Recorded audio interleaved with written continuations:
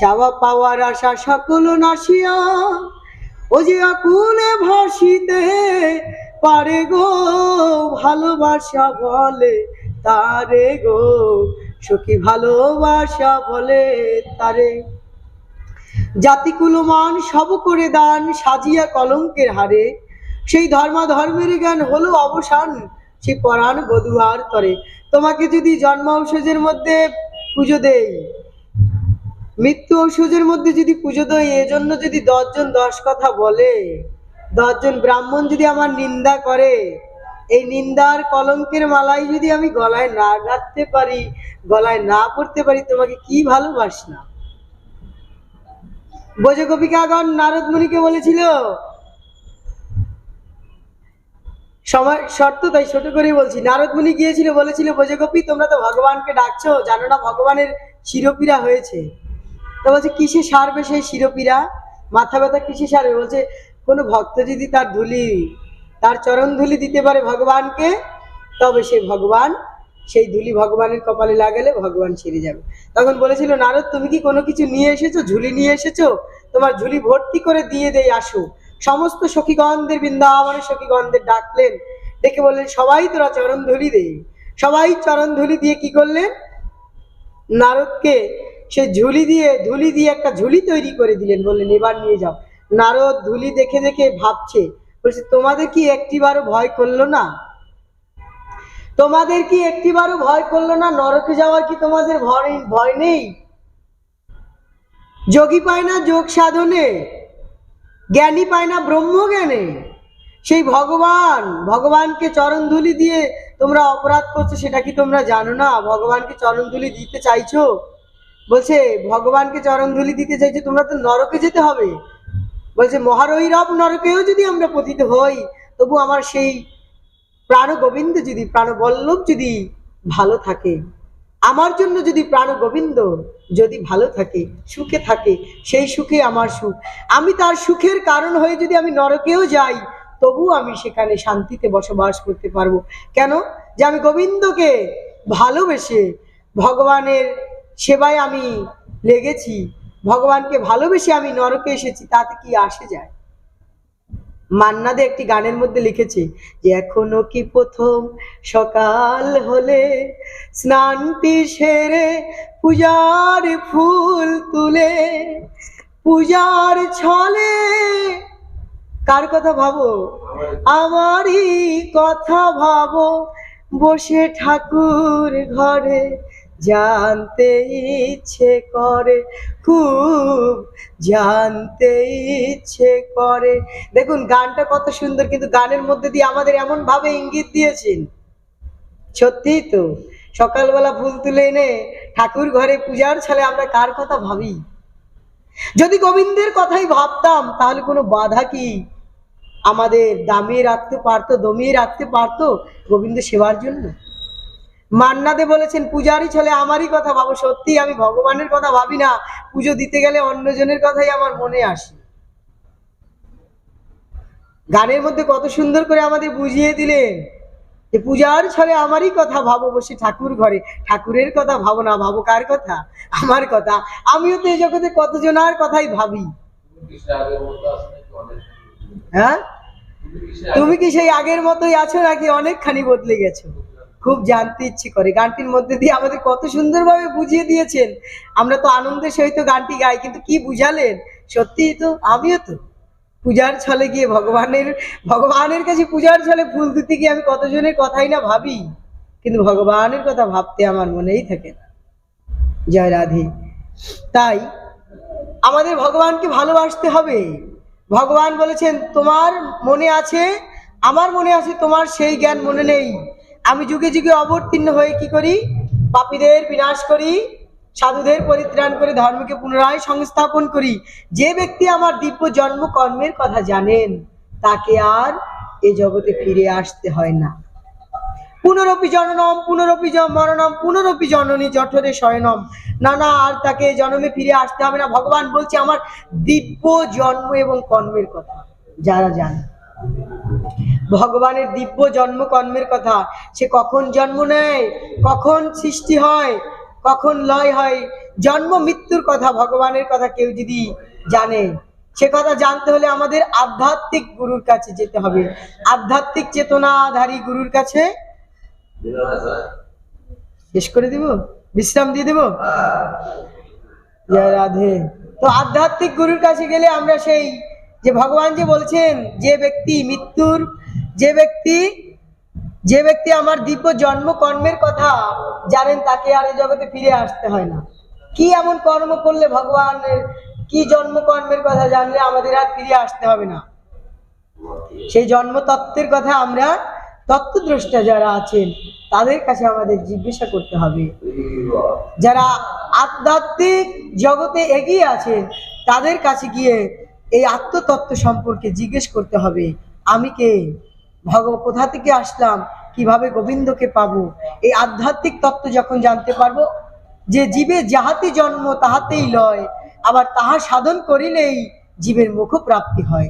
যে বস্তু দিয়ে জীবের জন্ম হয় সে বস্তু দিয়েই জীব আবার লয় প্রাপ্ত হয়ে যায়, আবার সেই বস্তুর সাধন করলেই মানুষ হয়ে যায় মহামানব, হয়ে যায় ব্রহ্মচারী, হয়ে যায় মহাপুরুষ, হয়ে যায় দেবতা। বাবা পাগলা বলেছেন না, মানুষ দেবতা হয়, হয় অবতার, ভবা কহে চোখ মেলে চেয়ে দেখো না, বারে বারে আর আশা হবে না।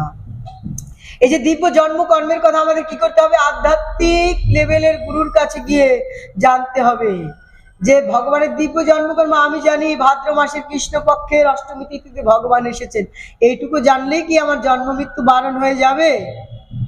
ভগবান যে বললেন আমার দিব্য জন্ম কর্মের কথা, আধ্যাত্মিক গুরুর কাছে গিয়ে, ভজন দ্রষ্টার কাছে গিয়ে সেই তত্ত্ব জিজ্ঞাসা করতে হবে। আমরা কি করি, হানাহানি, মত পথ নিয়ে সংঘাত করি, অমক মত ভালো নয়, তমক পথ ভালো নয়, এই নিয়েই ঘুরছি, কিন্তু কোন তত্ত্ব জানলে যে আমি উদ্ধার পাবো সেই তত্ত্বের ধারে কাজ দিয়ে আমরা হাঁটি না। দু একটি ধরাবাঁধা নিয়মের মধ্যেই যেন সীমাবদ্ধতা। দেখুন এই মন্দিরের মধ্যে অনেকজন দেবতা আছে, জগন্নাথ আছে, গৌর আছে, নিতাই আছে, আবার গোপালও আছে, রাধা কৃষ্ণ আছে, নৃসিংহদেব আছে, বাবা লোকনাথ আছে, মহাদেব আছে, কালীও আছে, আবার মহাদেবের সাথে যেমন নন্দী ভিঙ্গি আছে, কালীর সাথে ডাকিনী জকিনীও আছে। সবাইকে এক মন্দিরে বসিয়ে আপনি পূজা দিবেন, কেউ কিন্তু মারামারি ধরাধরি করবে না, ঝগড়াঝাটি করবে না, কিন্তু ভেদাভেদটা কাদের মধ্যে, আমাদের মধ্যে। আমরা দু চার মতের হলেই, একাত্র হলেই আমরা কি করি, নিজেদের মধ্যে আমরা মারামারি কাটাকাটি ভেদাভেদ সৃষ্টি করি। কিন্তু দেবতাদের এত এক মন্দিরে বসিয়ে যে এতজনকে পুজো দিচ্ছেন, একজনও কি কোনো ভেদাভেদ সৃষ্টি করেছেন, কোনোদিন ঝগড়া করেছেন, শুনতে পেরেছেন কি? যে এই নৃসিংহদেব কি বলেছেন, নিতাই তুমি বের হও বলেছেন?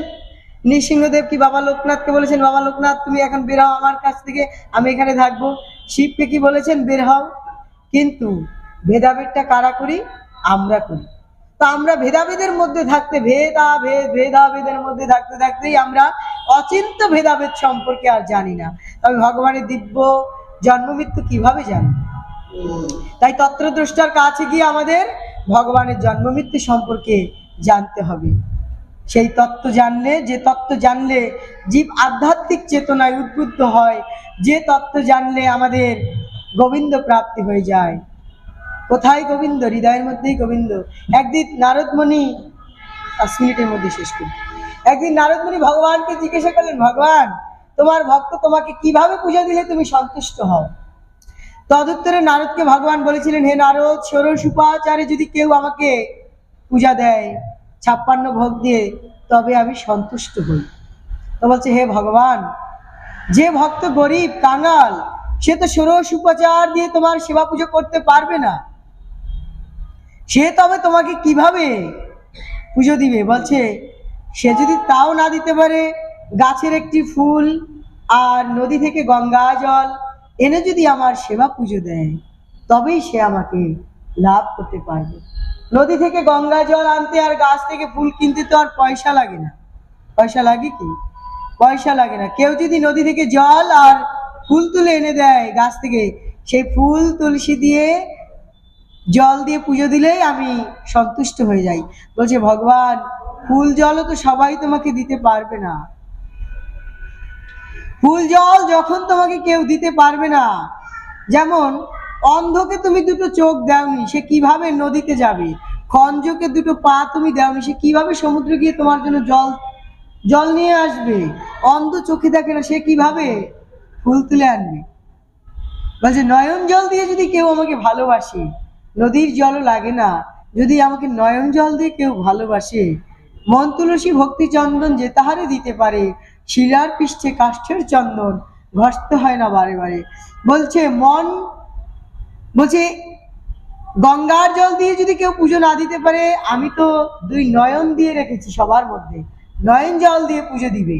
তখন নারদ মুনি বলেছিলেন, ভগবান সবাইকে তো আর তুমি স্বয়ং সম্পূর্ণ করে এ ধরাধামে পাঠাওনি, অনেকেই তো অন্ধ হয়ে জন্মগ্রহণ করেছে, তো আমার তো নয়ন আছে, নয়নের জল আছে, অন্ধের তো নয়ন নেই, সে কিভাবে তোমাকে পাবে? সে তো কাঁদতেও পারে না। আমার চোখ আছে বিদায় আমি কেঁদে তোমাকে দেখাচ্ছি, চোখ দিয়ে জল আসছে তোমার নামে, কিন্তু অন্ধ যিনি তার কি হবে?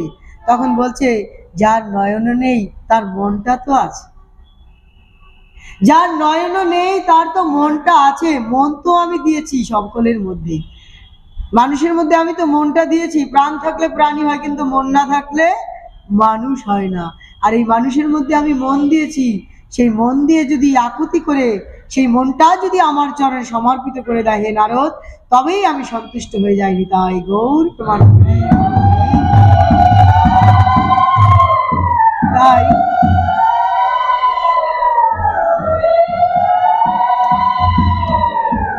ভগবানকে পেতে হলে মন দিয়ে ভগবানকে ডাকতে হবে।